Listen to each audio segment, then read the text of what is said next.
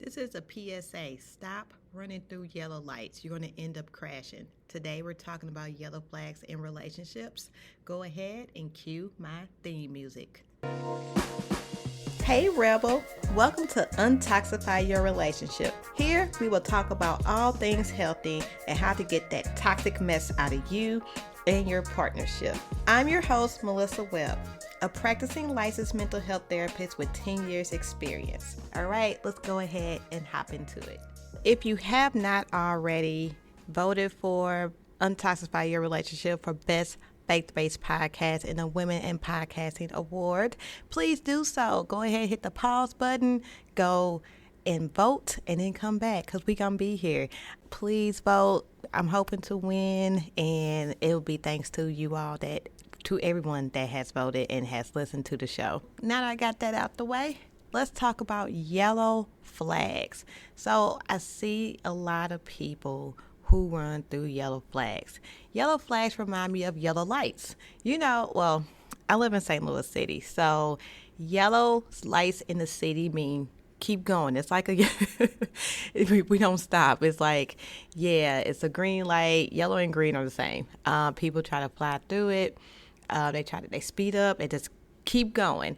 And they don't slow down and they don't pay attention that, right after a yellow light is a red light. So what I like to do is, I'm guilty of it too. I go ahead and speed up and run through a yellow light, that way I don't have to stop.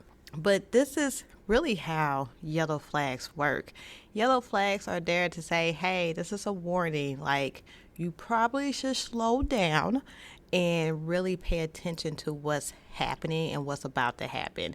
And when we don't slow down, when we see yellow flags in a relationship, what ends up happening is that we can completely ignore the yellow flags or just be like, oh, they cute. I mean, that's cute. It's cute in the beginning until later on, when that same behavior is happening, you're like, oh my God, why didn't I see this in the beginning? You did, you just ignored it, and now here we are, and now you're miserable or upset in your relationship. So I'm just here to let you know that yellow flags have to be addressed. If they are not addressed, they will definitely turn into red flags. So not addressing them can leave you confused on how to move forward with your partner. So if someone has a yellow flag and you choose not to address it, then what we doing? They're going to end up turning to red flags, like I said, then you're going to end up breaking up with them. And if you don't address the yellow flags, they can keep you stuck in something that you don't want to be in. So today, we are going to learn all about yellow flags because I know y'all heard about red flags. I talked about that in an earlier episode, which I will link in the show notes. But today we're talking about yellow flags. And there are a couple of things that can be yellow flags. So I'm going to give you some examples. I'm going to also talk to you about how yellow flags can turn into red flags. And then also how our yellow flags can turn into green flags because that is a thing. And then we're going to talk about the best ways to address these things. Let's go ahead and hop into it.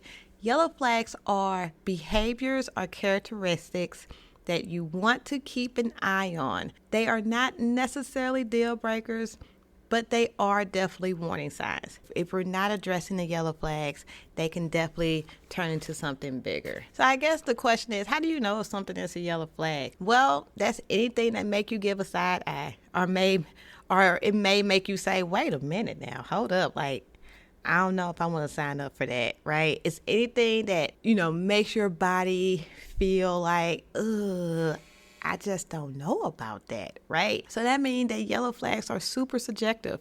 And whatever you feel is a yellow flag might not be a yellow flag to someone else. So for me, a yellow flag is when someone is rude to the waiter or the waitress. And you know what? I look at that and be like, I'm someone who gives someone probably too much grace. I'm always like, well, maybe they're having a bad day. So I'll let it slide that first time. But if that's something that continues, then that is something that I will have to address with my partner. Also, yellow flags might not mean that the relationship is over, but you may want to be very cautious in moving forward. It's a warning that something could be a bigger issue.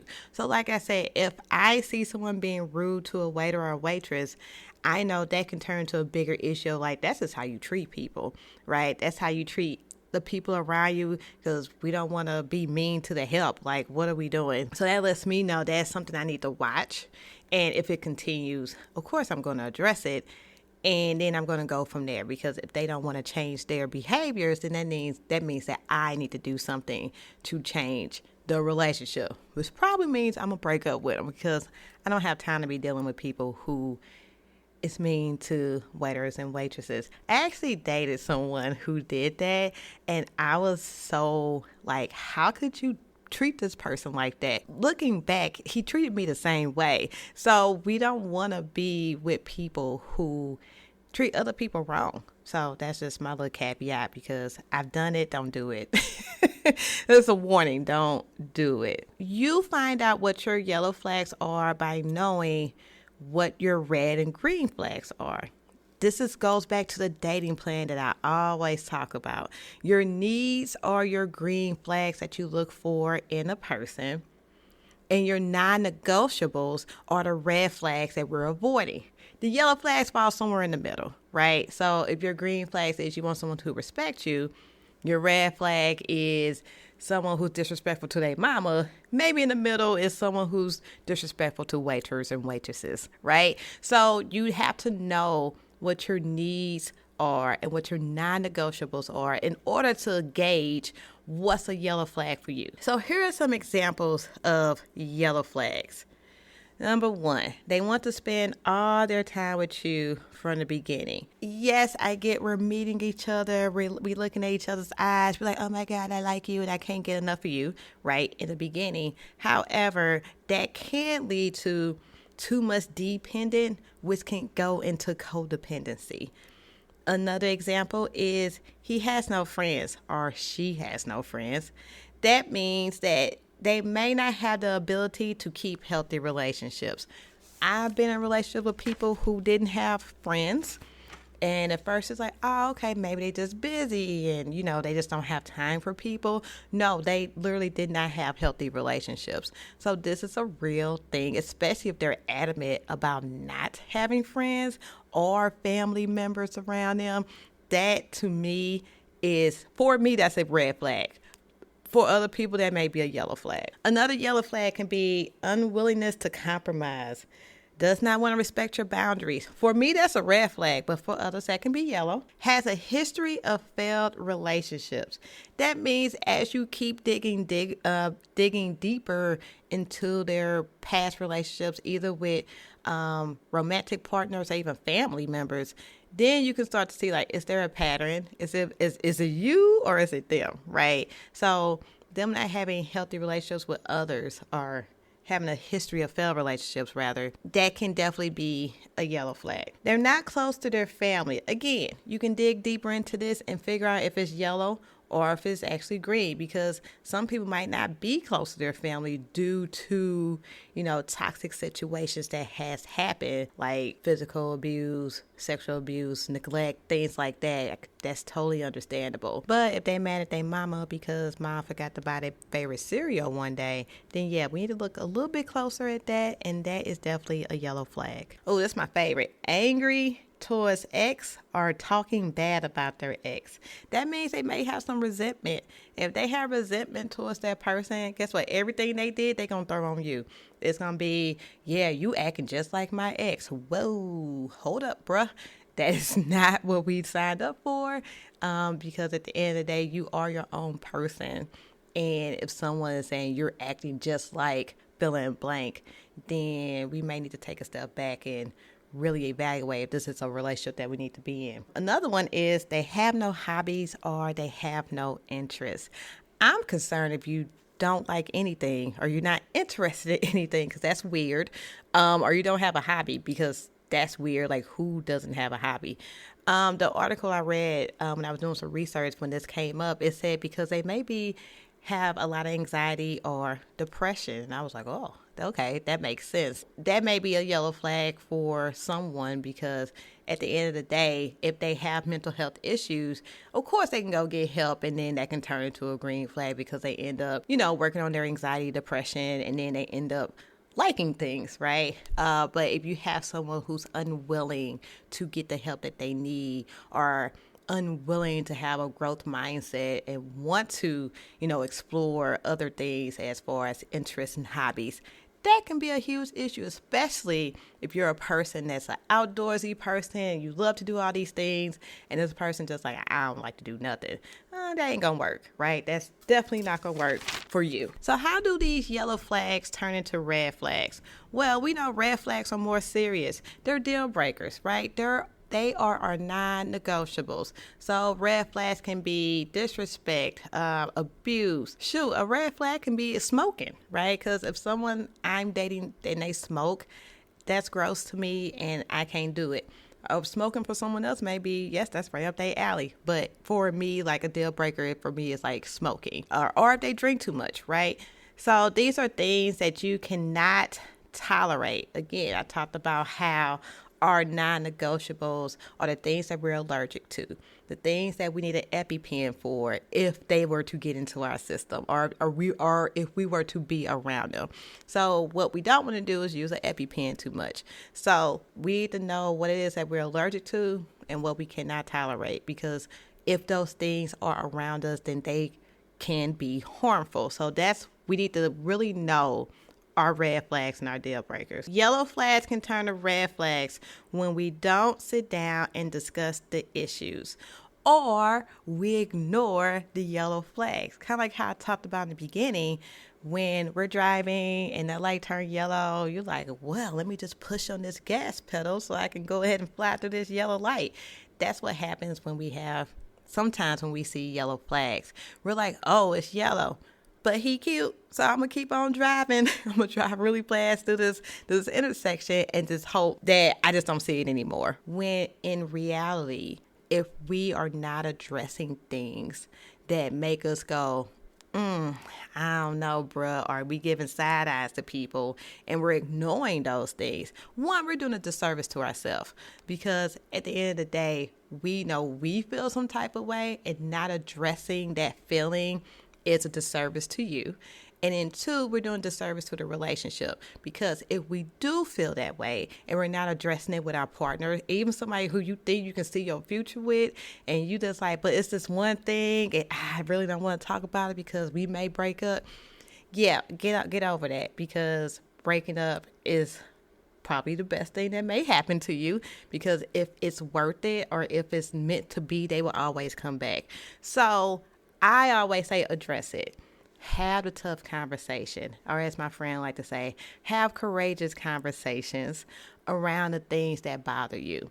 Because one, again, you're respecting yourself and you're trying to give your partner a chance to say what's going on. Something may be going on that that you don't have any idea of what's going on. But by you having a conversation, you guys are able to come together, and doing this actually makes the relationship stronger, right? It makes you trust them more, especially you gotta have open, honest conversations, and it can bring you all closer together. Now, if you address it and they get defensive and they get all upset, they start cussing you out and being disrespectful, then you know your answer. You know that this probably ain't the person that you need to be with. So let's move on. Right? Because at the end of the day, addressing these issues tell you a lot, whether they go with the conversation or they don't. It tells you a lot either way. So how do we have these conversations with our partner? Well, one, we have to use I statements. I statements is, I feel when you are disrespectful to staff or the waiter or the waitress, I feel really really bad that you do this. I really don't like it. And, at the end of the day, I just want to know, what is it with you and being disrespectful to the waiter and waitress? We have to use empathy, which is understanding things and situations from a different perspective. So let's say I am addressing my partner being rude to staff, and he may say, you know what, I'm usually not this way. I just had a bad day at work. Okay, let's talk about the bad day at work. What happened at work? So then you listen, right? You listen, you be empathetic, you give that unconditional positive regard. That just basically means that you just listen and be open and positive about what's happening. And be attentive. Really use your active listening skills. Always tell people, be curious, right? Ask those questions and really be into what the person is saying. Let's say, oh boy had a bad day at work, boss got on his nerves and he was just at his wit's end, but he really wanted to come out and see you. But, his food coming out wrong really just ticked him off and put him over the edge. Okay, cool. What we gonna do next time, bro? Because these are things I need to know because this is something that I can't tolerate, right? And so then from there, again, y'all make compromises, y'all figure it out, and then you determine if the relationship needs to continue. That's something minor that you're like, okay, well, next time we go out, I need to see XYZ from you. And then it goes from there. If he understands, and next time y'all go out, he's extra nice to the staff and y'all don't ever have an issue about it, then it turns into a green flag. But if it continues and he ignores your boundaries and ignores the things that you need, then we're going to red flag territory and we may need to end this relationship. So this is why I always say God needs to be in your dating life. The Holy Spirit can help you figure out who you need to be with, because at the end of the day, we have to have discernment. We have to know what it is that we will and will not tolerate. And like I said, the Holy Spirit has to be there to lead you and guide you in these decisions and even in these situations. So we got to stay prayed up. We got to pray. We really have to seek God and seek his face and ask him, who do I need to be with? Who do you want me to be with? What do I need to do? How should I prepare for the person that you want to bring into my life? That way we can have a purposeful partnership. Like, these are the questions in prayer that you need to be asking, and even seeking wise counsel, right? Talk about wise counsel probably every episode. And that is just seeking someone who can help you with your issues. Everybody can't help you. Everybody cannot help you. Please don't put your information on Facebook saying, how can I find me a man? Give me your thoughts. Everybody ain't got the best advice. So I always tell people, seek the people in your life who are wise in certain areas that you are lacking in, right? So if you know somebody who's been married for 50 years and their relationship is actually great and they had a great relationship with their marriage, they probably got some wisdom that they can give you, right? And when it comes to a relationship. So seek wise counsel that can help you in these situations. Even ask God for wisdom, because at the end of the day, in James it says, ask and God will give it to you. So seek wisdom for yourself and seek wise counsel. So that's it on yellow flags. And I hope y'all stop running yellow lights because at the end of the day, the yellow lights are there for a reason. They are there to warn you, like, hey, you need to stop soon. And it's not hey, you need to speed up. So when you run the yellow lights, you risk having a crash. You risk putting your life in danger. Granted, yellow flags probably are not that serious, but sometimes they can be, right? Where you can risk damage to yourself and even to the relationship if you continue on. So it's worth the risk of seeking it out and really understanding what that yellow flag means and what it means for you. If we don't address it and we just keep going, we just keep flying through all the yellow lights, then yeah, that can definitely end in destruction. So that's it. That is the post. Thanks for listening. Go ahead and share this with your auntie, uncle, and cousin and them. Stay classy, stay non-toxic, and I will see y'all next time. Peace. Thank you for listening. Go ahead and share this episode with your family and friends. Don't forget to check out the quiz to figure out what your toxic trait is. The link is in the show notes. Thank you, and see you next time.